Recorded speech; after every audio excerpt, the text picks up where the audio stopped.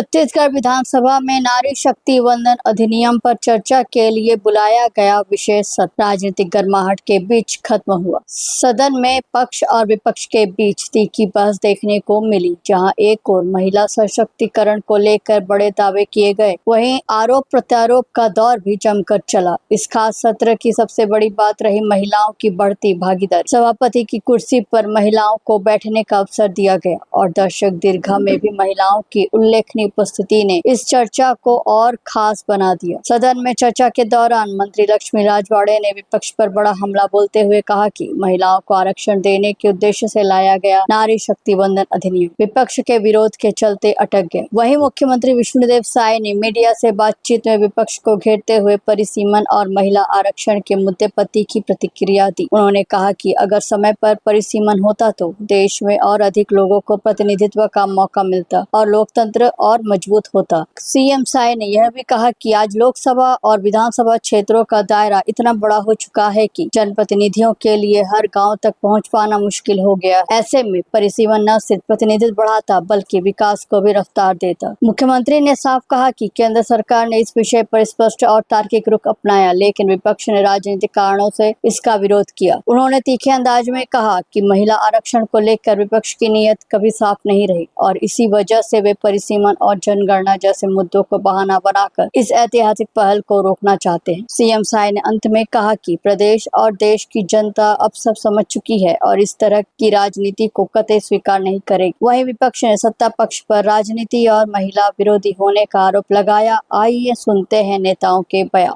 देखिए, हमारे देश में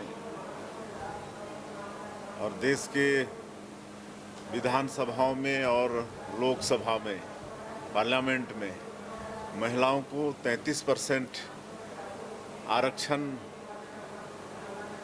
देने का बिल 2023 में पार्लियामेंट में पास हुआ था, लेकिन माननीय हमारे देश के यशस्वी प्रधानमंत्री श्री नरेंद्र मोदी जी ने